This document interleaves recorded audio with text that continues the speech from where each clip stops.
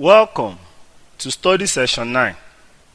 The Jeffersonian Era, International Policy and Reform, Addressing the National Debt. Jefferson paid off much of the debt that Hamilton had envisioned as a permanent feature of government when he became the president in 1800, and it was then that Jeffersonians also abolished federal taxes instead of the tariff. He reduced the number of government employees, reduced the size of the military. The Bank of the United States was exempted. Internationally, the ambition of Jeffersonian was free trade, the right of Americans to trade the produce of their plantation and farms for finished goods from other countries.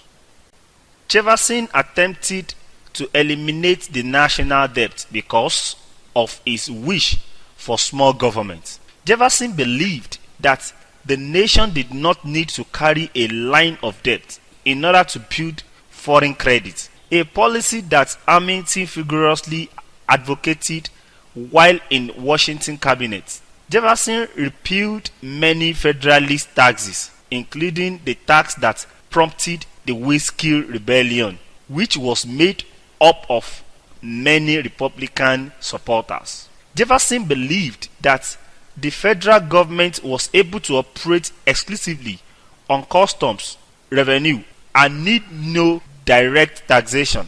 While initially successful, this policy would later prove disastrous when trade to the United States was interrupted by the Napoleonic War between Great Britain and France.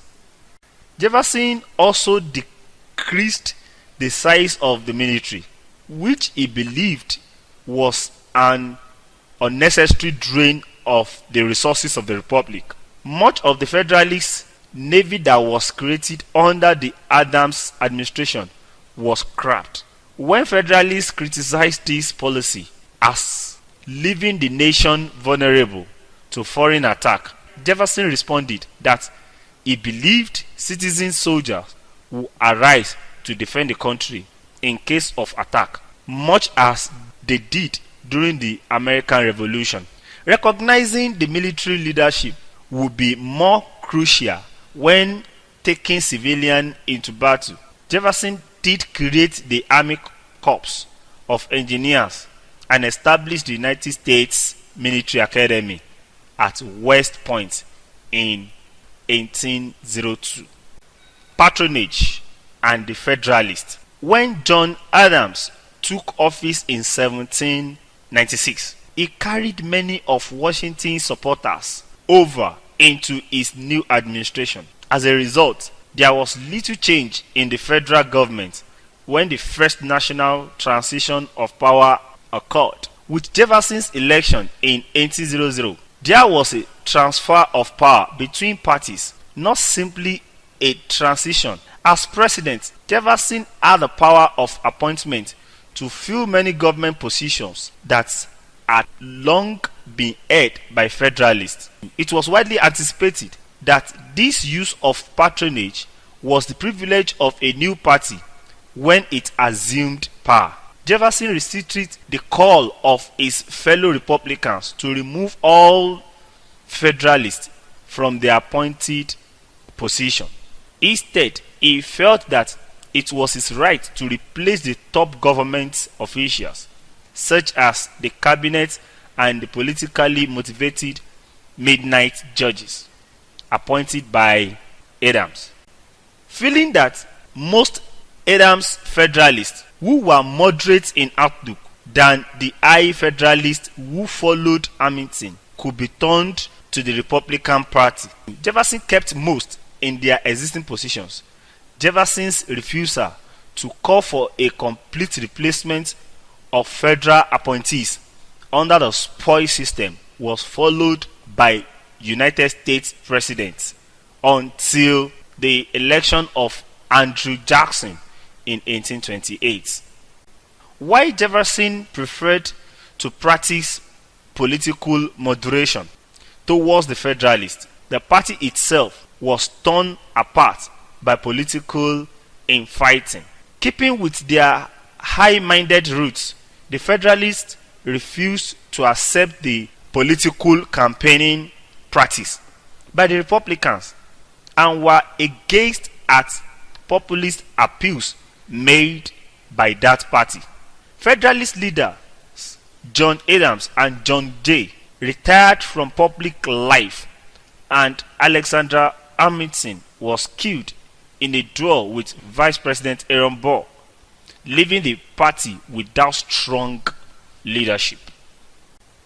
As the nation began to expand, the ideas of Jeffersonian democracy appealed more of the voters than the Federalists called for the stronger central government and higher taxation. By 1805, the Federalists remained strong only in the New England states, and Delaware, while moderate Federalists joined the Republican Party. Possibly the most damaging defection was John Quincy Adams, son of Federalist President John Adams. Judiciary. Jefferson was highly suspicious of judges appointed by his predecessors. His opinion of good judges was much higher. One of his arguments for a Bill of Rights would be the power that would give the judiciary. At his arguing, Congress repealed the Judiciary Act of 1801, abolishing the numerous district courts created at the end of the Adams presidency.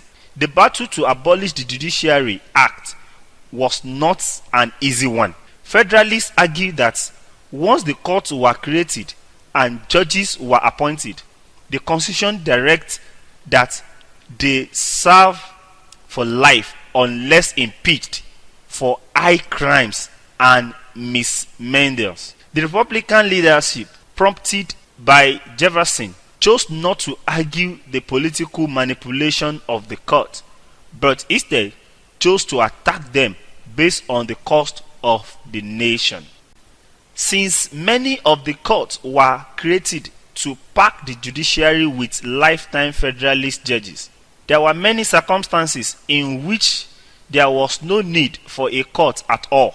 The Republicans argued that the unwarranted nature of the courts combined with their excessive costs justified repeal for the Judiciary Act, despite the fact that these arguments required a loose interpretation of Constitution, which Jefferson rallied against when he fought the creation of Hamilton's First Bank of the United States. The Congress was successful in reversing the law.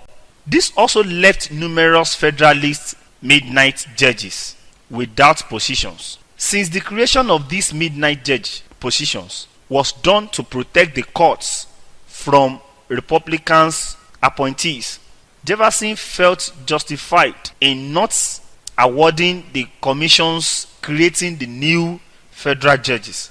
One commission that he was unable to prevent was the appointment of former Secretary of State John Marshall to the position of Chief Justice of the United States Supreme Court. Although Marshall was a cousin of Jefferson, he was a strong Federalist in the tradition of John Adams. Marshall's influence on the courts would help to firmly entreat the supremacy of the federal government. One of the first cases Marshall was asked to decide was that of William Marbury, one of the midnight judges, who was requesting that the court issue a writ of mandamus to Secretary of State James Madison, ordering the delivery of the judicial commissions. The resulting case, Marbury versus Madison, set the landmark precedent of judicial review for the Supreme Court. The Republicans were not content with simply overturning the Judiciary Act of 1801 and removing the midnight judges. They next planned to impeach existing federal judges to remove them from office. The first case was John Pickering, a Federalist judge who exhibited signs of insanity and public drunkenness. At Jefferson's instigation, the House of Representatives impeached Pickering in 1804, and the Senate removed him from the bench later that year. Jefferson next set his sights on the Supreme Court. Reading that Federalist Justice Samuel Chase told a grand jury that the Republicans threatened peace and order, freedom and property, Jefferson urged congregational leaders to begin impeachment hearings.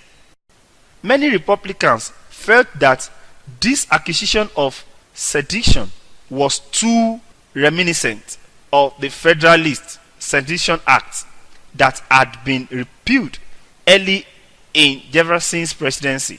Unwilling to remove a Supreme Court justice on purely political accusation, the Senate acquitted Chase of all charges in 1804.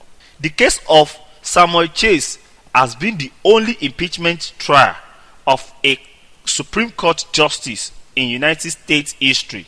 By rebelling against Jefferson's wishes, the Republican senators sent a message that the independence of the judiciary was not open to political manipulation.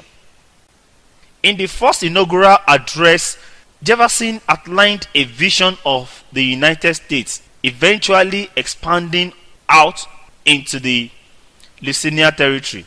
At the time that he assumed the presidency, the territory was the property of Spain, which had acquired it from Treaty of Paris in 1783. However, when Napoleon Bonaparte annexed Spain into his French Empire in 1801, the territory secretly reverted back to French ownership. When the port of the New Orleans was close to U.S. commercial trade in 1802, Jefferson realized that he must take action in order to protect the economy of the western states and territory. The president sent James Moore and Robert Livingston to Paris to inquire about purchasing New Orleans from the French. At the same time, Napoleon was fighting a brutal war in Haiti against General Toussaint Louverture that was depleting the French treasury. Desperate for money, Napoleon made Moore and Livingston, though his representative Talleyrand, purchased the territory for $15 million.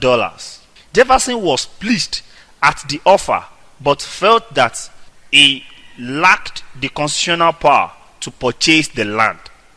Following his doctrine for strict interpretation of the Constitution, Jefferson prepared to draft an amendment to the Constitution, giving Congress the express power to purchase land.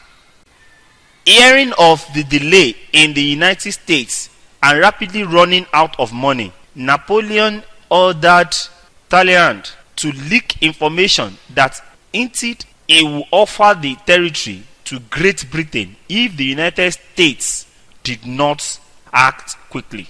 At the urging of Moore and Livingston, Jefferson relented and sent the annexation treaty to the Senate for approval without the benefit of an amendment.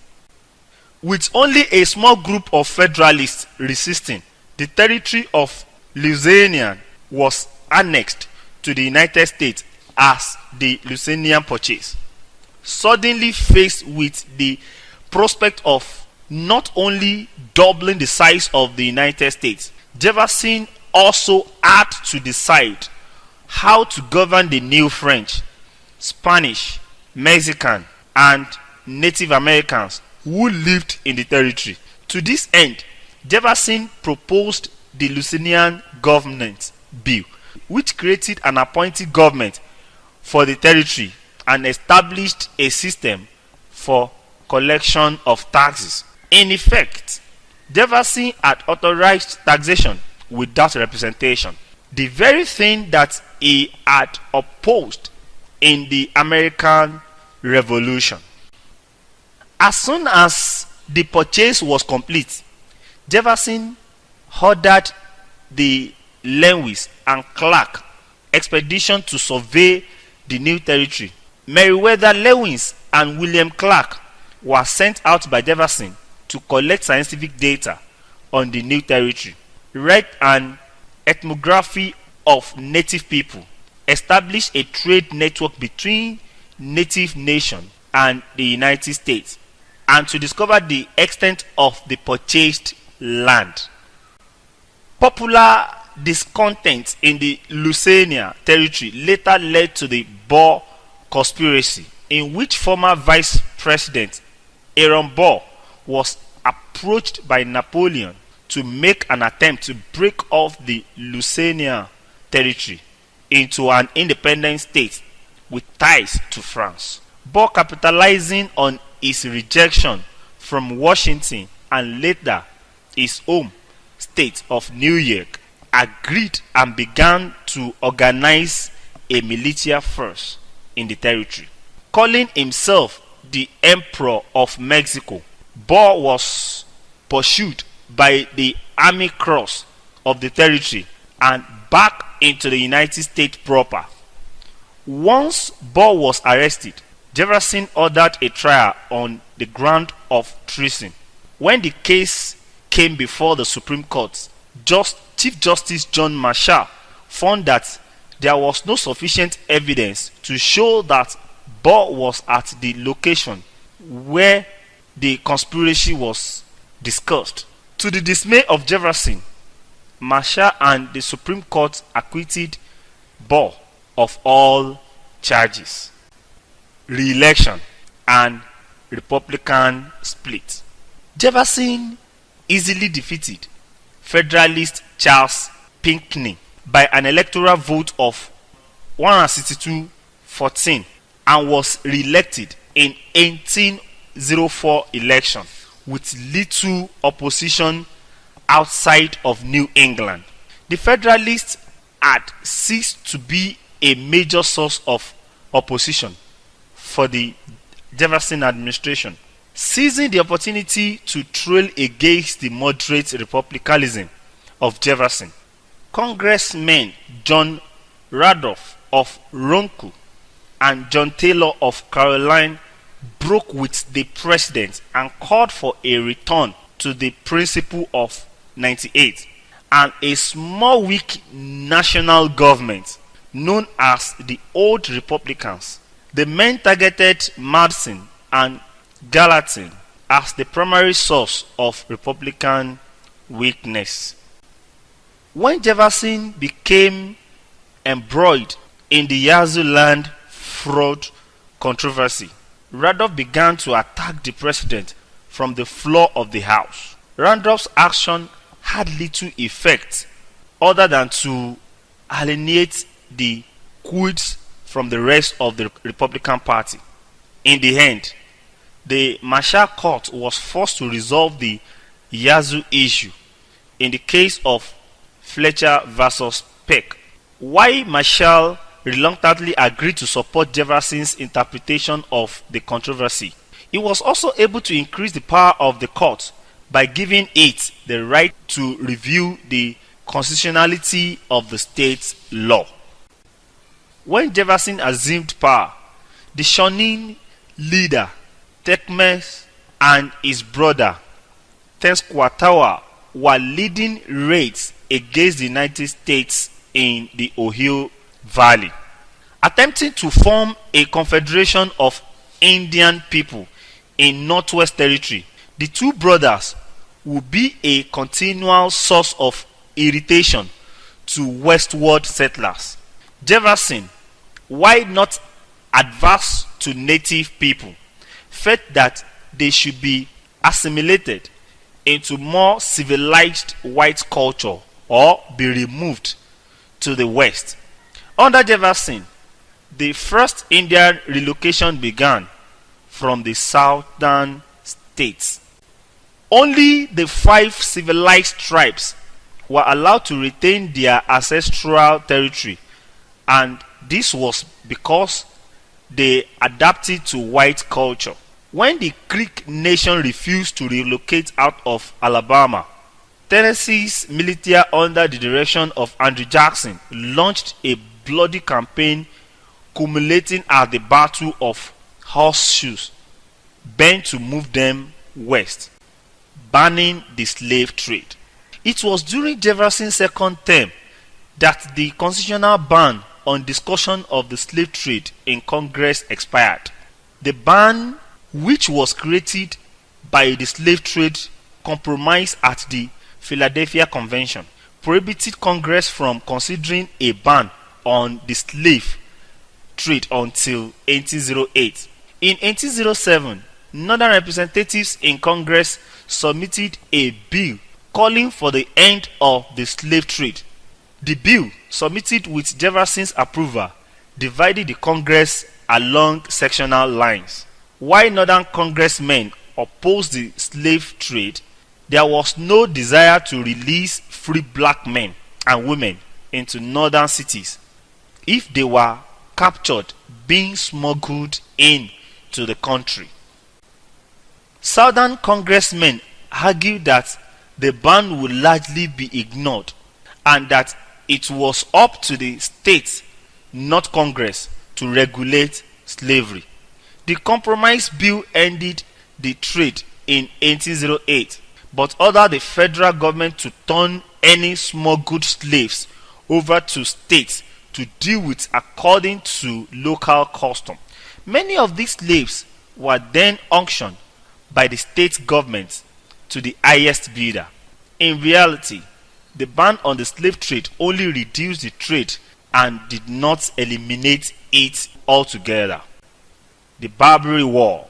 Under George Washington, the United States had agreed to pay tribute to the Barbary states of North Africa in order to protect American shipping in the Mediterranean Sea.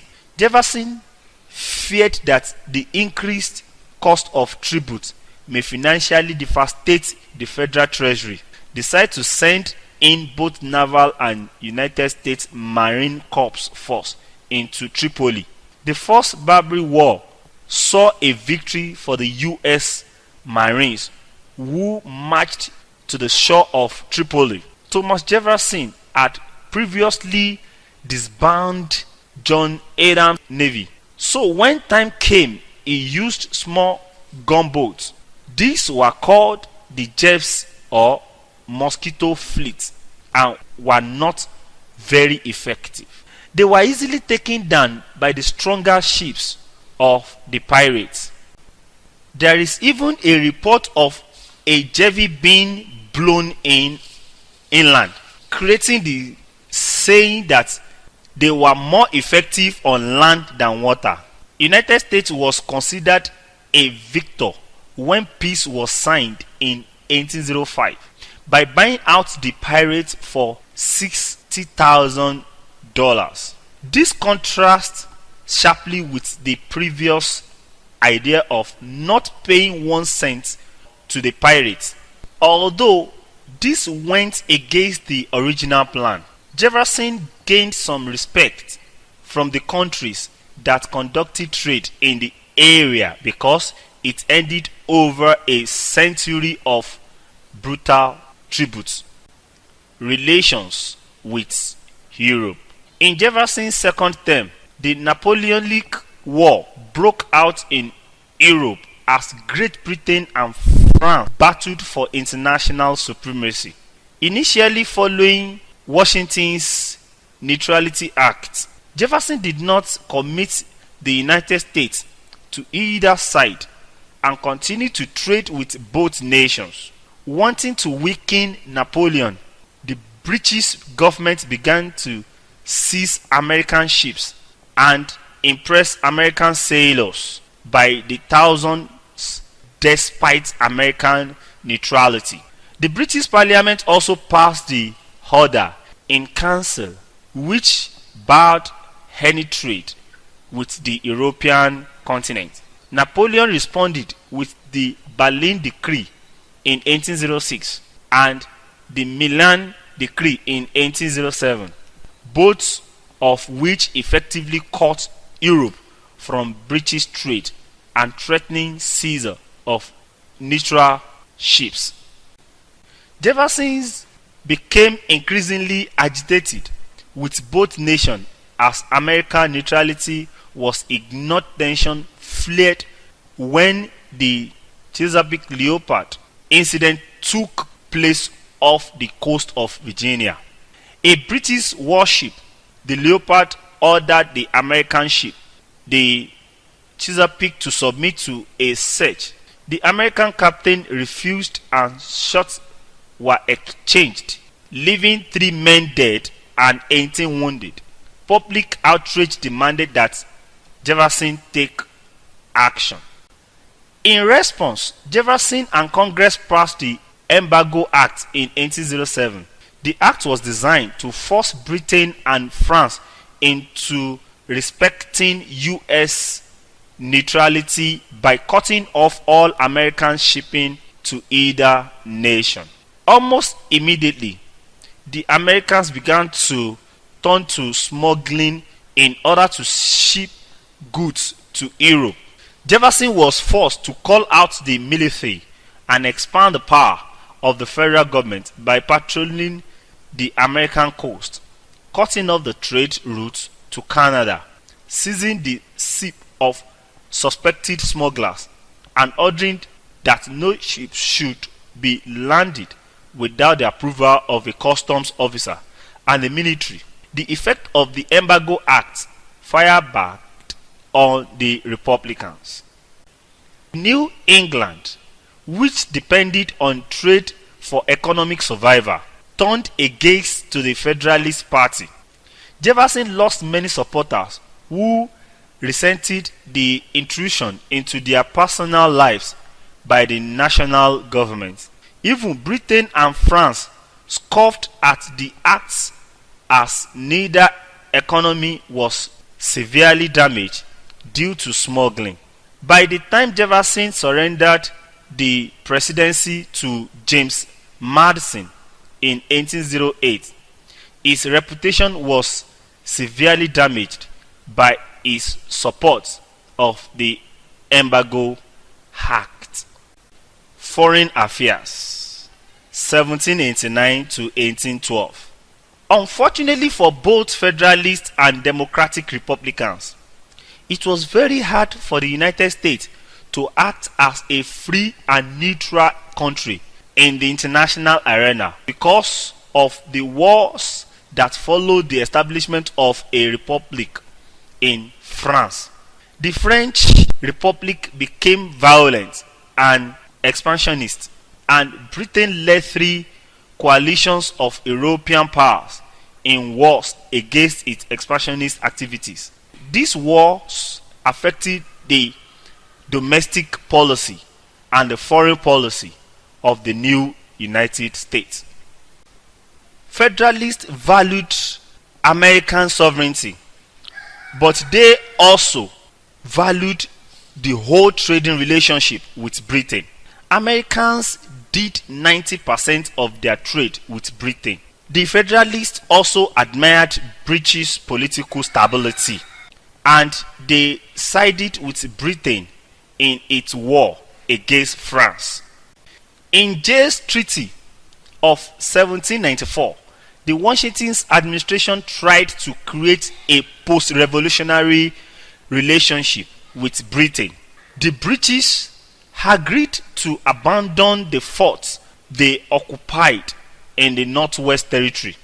An American army under General Anthony Wayne had defeated the Northwestern Native Americans at the Battle of Falling Timbers in 1794, and the British were glad to leave. But the British refused to allow Americans to trade internationally on any basis other than as part of the British mercantile system. The Federalists, knowing that they could ask for nothing better, agreed. The French regarded Jay's Treaty as an Anglo-American alliance. They recalled their ambassador and began harassing American merchant ships at sea.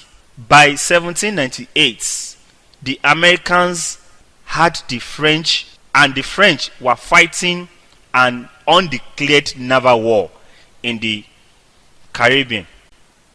During this crisis, Federalists passed the Alien and Sedition Act.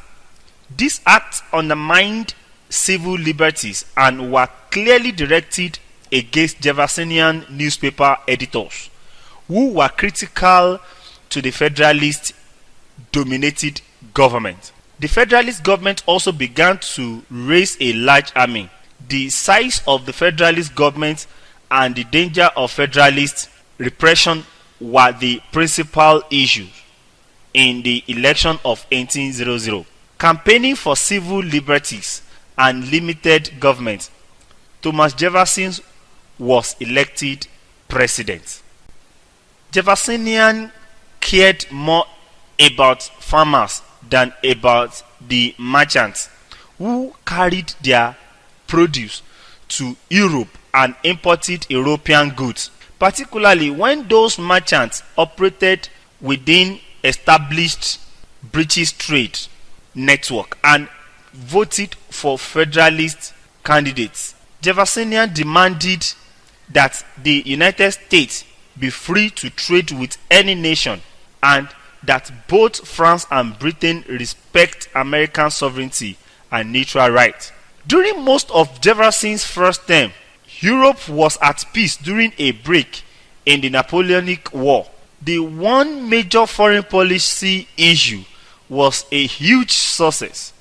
Jefferson's purchase of the Louisiana Territory from France in 1803.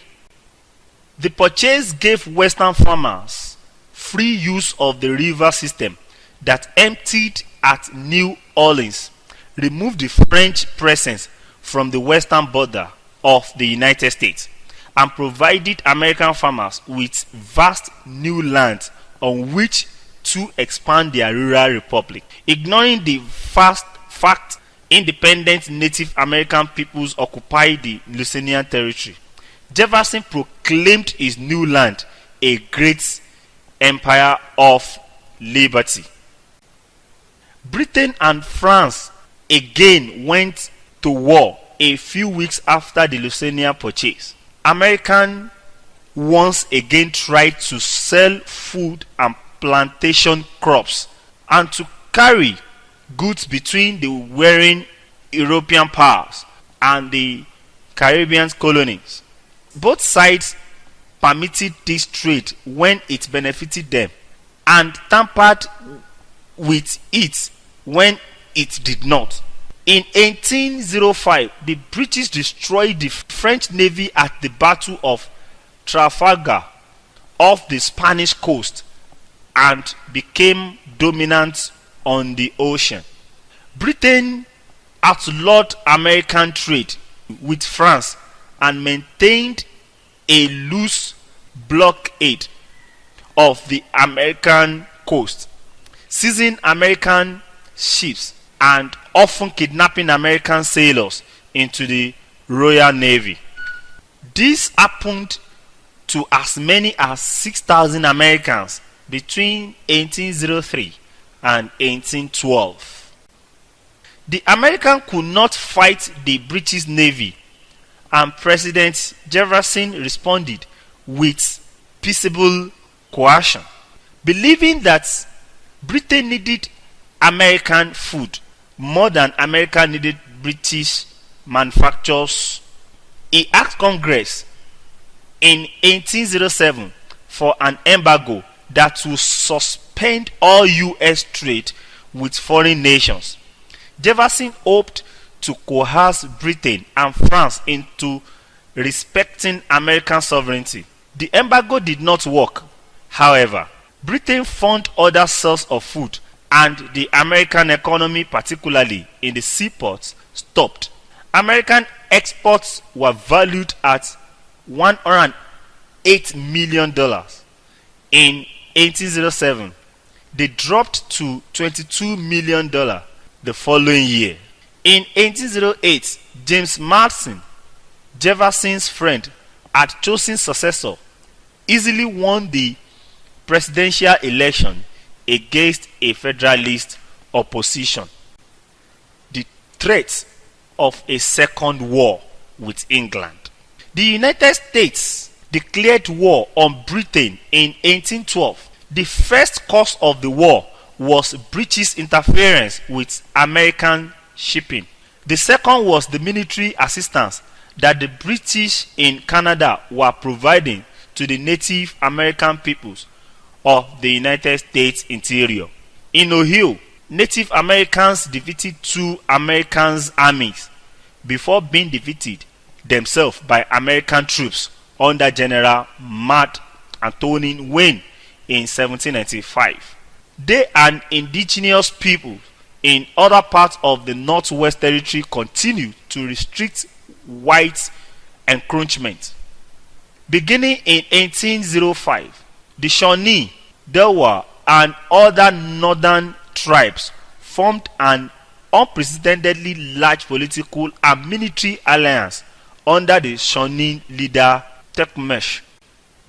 Americans under William Henry Harrison, governor of the Indiana Territory, attacked and defeated them at the Battle of Tippecanoe in 1811.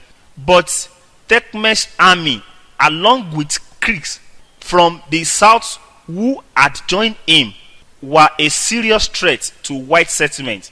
All of this Native American resistance was encouraged and supplied by the British in Canada. After the embargo failed, most northern eastern representatives in Congress were willing to reconcile with Britain on British terms. Westerners and Southerners, however, would not compromise the safety of Western settlements and the freedom of the seas. Led by young members who came to be called war hawks, including Eric Clay, the 34-year-old Speaker of the House, Congress prepared for war. It would be the first war declared under the Constitution, and President Madison was careful to leave the actual declaration to Congress. But in June 1812, he sent a message to Congress listing British crimes on the ocean and on the frontier. The message ended, "We behold on the side of Britain a state of war against the United States, and on the side of the United States a state of peace toward Britain." Congress, led by Southern and Western Jeffersonians, declared war 2 weeks later. The War of 1812. The United States entered the War of 1812 to defend the sovereignty, its western settlements, and its maritime rights. American leaders knew that they could not fight the British Navy. They decided instead to fight a land war with Canada as the prize. Americans reasoned that they could get to the British settlements in Canada more easily than the British could. The capture of Canada would cut Western Native Americans off from British supplies and slow Americans to hold a valuable colony hostage until the British agree to their demands. General William Hull, governor of the Michigan Territory, led an American invasion of Canada in 1812. The British and Native Americans threw him back, besieged him at Detroit, and forced him to surrender his whole army. A second invasion of Canada from western New York failed when New York militia men refused to crossed into Canada to back up American regulars who had captured Queenston Heights below Niagara Falls. Tecumseh's Northern Native American Confederacy was an important part of the British effort. In the South, Creek's warriors terrorized Tennessee and killed about 250 settlers who had taken refuge at Fort Mims in Alabama. The war went better for the Americans in 1813.